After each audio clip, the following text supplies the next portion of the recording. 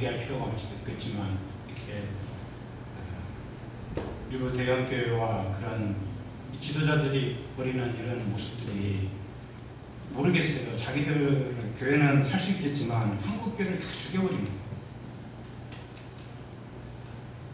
또 실제 우리가 살면서 얼마나 이렇게 그리스도의 향기를 뿜으며 이렇게 살고 있습니다. 이 끓는 가마 환상이 다른 환상처럼 보이지가 않습니다.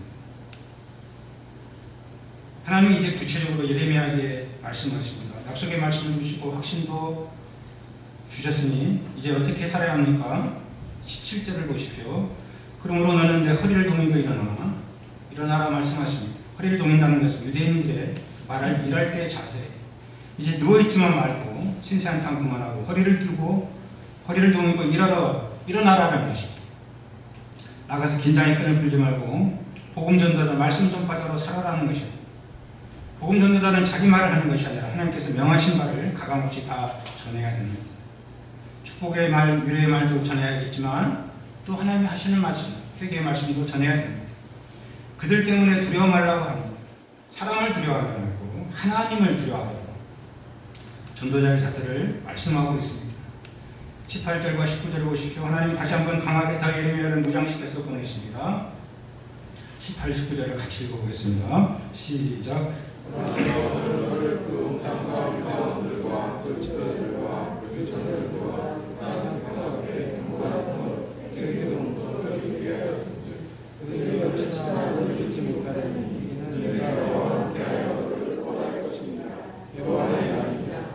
우리가 다른 것을 믿지 못하더라도 이 하나님의 말씀을 믿어야겠습니다.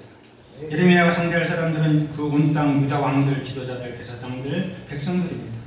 어느 한 사람 예레미야가 호의적이지 않아요. 모두 눈을 치켜뜨고 예레미야가 말씀 전파하고 할 때 그를 죽이려고 달려들 자들입니다. 이들은 예레미야 3장 3절에 보면 창기의 낯짝을 가진 자들이죠. 도무지 부끄러워할 줄 모르는 자들이라. 수치를 알지 못하는, 죄를 지었으나 그 죄가 죄인지도 모르고 수치를 모르는 자들이라 그렇게 말합니다. 그들은 와서 예레미야를 사납게 칠 것입니다. 그러면 하나님의 약속의 말씀이 무엇입니까? 예레미야를 견고한 성읍 세기동 노성복이 되게 해주시겠다는 약속입니다.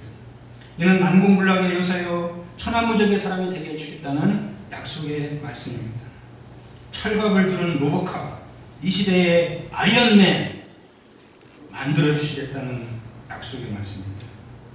예레미야는 이 약속의 말씀처럼 그의 사역기간 원수들의 무수한 공격을 받았어요. 그러나 그는 결코 흔들리지 않았어요. 죽음 앞에서도 진흙 구덩이에 빠져 죽어갈 때도 사명을 포기치 않았습니다. 하나님께 그와 함께 하사 모든 일을 또 건져주시고 생명의 말씀을 다 전하겠습니다. 오늘날 캠퍼스 영혼들의 복음에 그렇게 호의적이지 않습니다. 교직원과 수의 또 캠퍼스마다 뜨는 캠퍼스 폴리스, 시큐리티들은 더욱더 그렇습니다.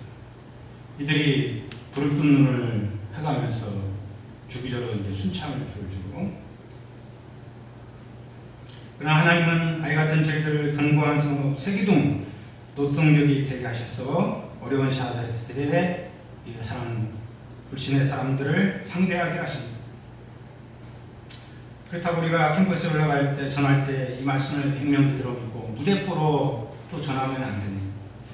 예수님의 제자들을 둘씩 닦여 보내시면서 전도자로 가야 할 자세로 뱀 같은 지혜, 비둘기 같은 순결을 말씀했습니다. 전도 현장은 성령께서도 강하게 역사하지만 사단도 역사하기 쉬워요. 그래서 모처럼 전도하러 나갔는데 사단의 한 방의 공격을 받고 낙심이 되어서 돌아오는 이런 예도 얼마나 많습니까? 전도 현장은 순한 양들이 1위대 가운데로 들어가는 것 같습니다. 양이 준비 없이 가면 어떻게 됩니까? 1위대의 표적이 되겠죠. 그래서 더 많은 기도가 하고요. 뱀 같은 지혜와 비둘기 같은 순결, 이 능력이 요구되는 시대예요. 이번 주 수요일 성대 2학기 학점인정 시험이 학부대 강의실 홈페이지에 올라왔습니다. 1학기처럼 영어, 수학, 미적분, 물리, 화학, 생물 시험을 9시 시작해서 오후 5시까지 가는 걸로 나오고 있습니다. 제가 이 캠퍼스 전도자로서 늘 좀 함령을 얻어서 이들로 연결되도록 기도하고 나가면 좋겠습니다. 전도는 한 영혼에 대한 사랑과 나와 함께 하나님을 믿고 나아가서 지혜와 순결함의 능력을 던지고 복음을 전하는 것입니다. 믿고 나아갈 때 하나님께서 우리를 이렇게 강하게 붙들어 주시고, 또 믿고 나아갈 때 성령께서 우리를 쓰셔서 축복의 통로가 되게 하셔서 반드시 영혼을 붙여주시는 것을 볼 수가 있습니다. 체험할 수 있습니다. 함께 하시는 은혜를 그래서 느낄 수가 있습니다.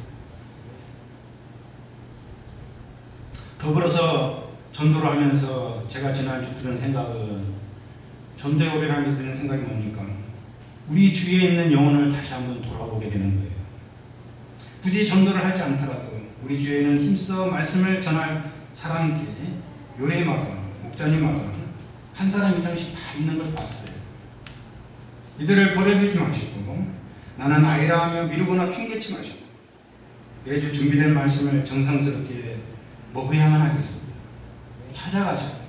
찾아가서 얼굴 보시면서 관계성 다시 회복하고 사랑으로 말씀을 양육해 줄 때 회복이 일어나고 이 영혼이 다시 하나님 앞에 나와서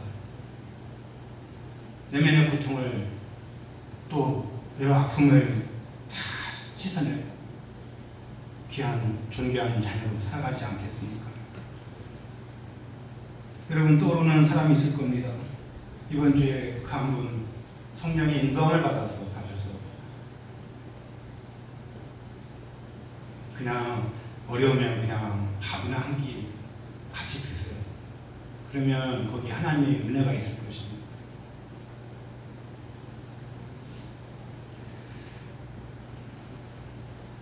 사랑 속에 말씀을 전할 때 거기에 주의 영이 함께 하시고 놀라운 하나님의 역사가 있습니다. 우리에게 전도의 축복과 함께 하시는 하나님의 영광이 넘쳐나는 8월 한 달이 되기를 간절히 기도합니다. 오늘 이 찬양을 같이 부르면서